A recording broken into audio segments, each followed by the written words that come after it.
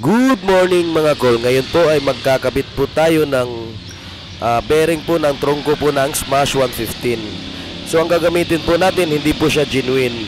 So ngayon meron po tayong dalawa pong klase po ng bearing po ng trungko. Ito po yung sa Shogun na Suzuki pa rin.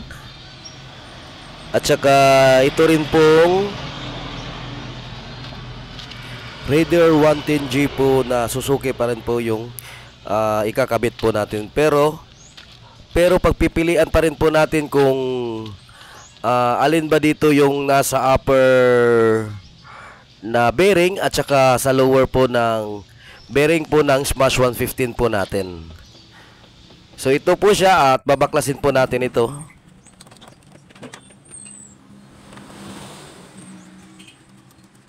Dito po bata. Bata. Bata, dito ko. Ano dito ako?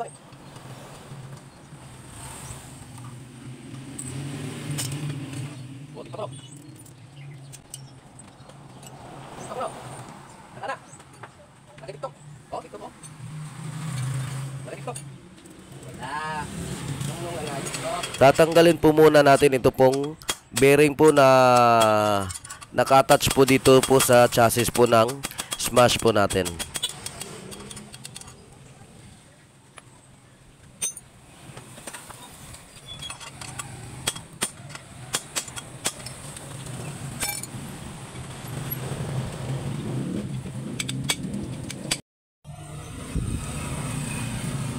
So ito na po yung trungko po niya. Susukatin na po natin yung mga bearing po na dinala po sa atin ng may-ari. So ngayon po bubuksan po natin ito pong Raider 110G na bearing.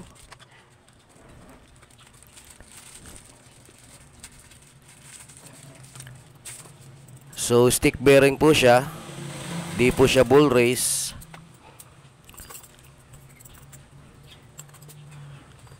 So ngayon ito naman pong Shogun po, babaklasin po natin ito. Isa rin po siyang ball race bearing. So ngayon po susukatin po natin ito kung saan ba yung sa Shogun at saka sa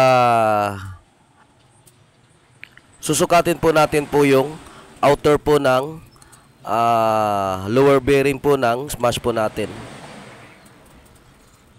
Ngayon naman po susukatin po natin yung inner po ng upper bearing po ng Smash 115 po natin.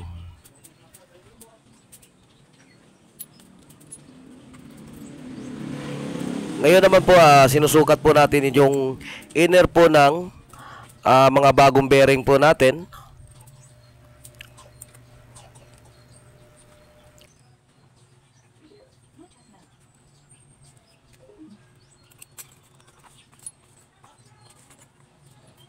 Ngayon naman po sinusukat po natin yung sa taas po niya, yung sa upper bearing po ng Smash po natin. Kung mapapansin nyo po yung stick bearing po na nilagay po natin, medyo kasya po siya. Ito naman pong bull race bearing, so medyo maluwag po siya sa doon po sa upper po ng trungko po natin.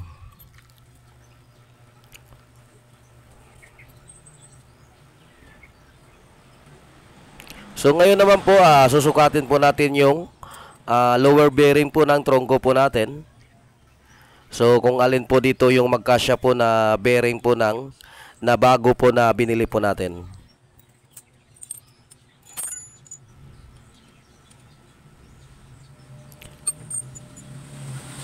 So parang magkasya po ito pong ball race bearing po natin, kaya po sinukat po natin ito pati outer po niya kasi parang magkasya, parang kasya po yung outer at saka inner po ng lower bearing po natin.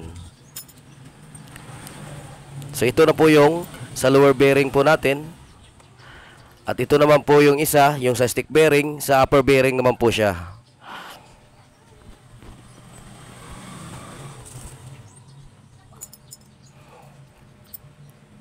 So ito pong bull race po natin ay kakabit po natin dito po sa lower bearing po niya.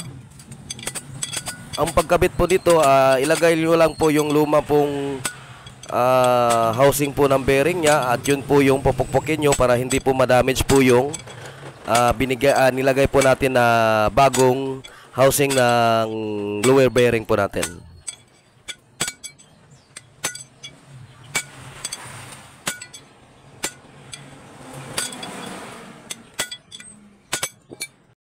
Ito na po yung resulta po ng pagpili po natin ng dalawang klase po ng bearing. Ito po yung sa upper, Raider 110G po yung nagkasya sa kanya, yung sa upper bearing po niya.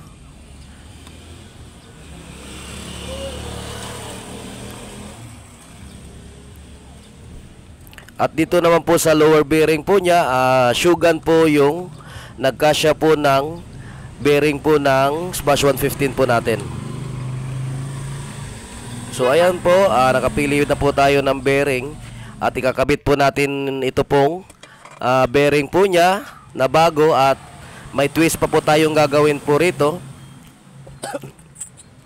So ayan, pag nilagay po natin yung cover po ng bearing dito sa upper bearing po niya, ayaw po niya mag-lock.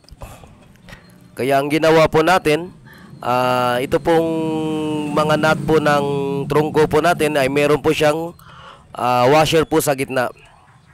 So ayan mo, kung mapapansin nyo po, pag hinigpitan po natin, so medyo maluwang po yung trungko po niya. So ngayon po, meron po siyang washer sa gitna po ng mga nut po ng trungko po natin. Yun po yung gagamitin po natin para gawin pong washer doon po sa loob. So ito po yung washer na sinasabi ko. Sa gitna po yan ng dalawang nut po ng trungko po natin. So ang gagawin lang po natin dito, kasi ayaw po niyang matulak po sa ilalim, tatanggalin po natin yung guide po niya. So meron po siyang guide sa gitna, ayan po. Tatanggalin lang po natin yan. Ayan po, natanggal na po natin yung guide po sa gitna. Yan po yung ikakabit po natin. So tatanggalin po muna natin ito. Itong nut po niya. Una po yung washer, bago po yung cover po ng bearing po natin. Pagkatapos ito na po yung nut po niya.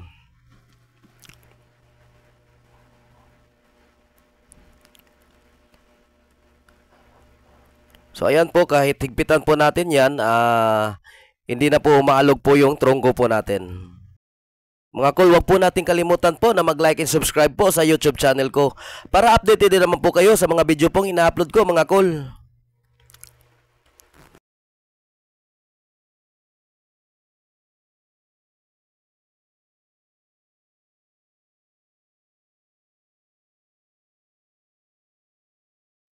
So, ayan po, okay na po yung trungko po ng Smash 115 po natin.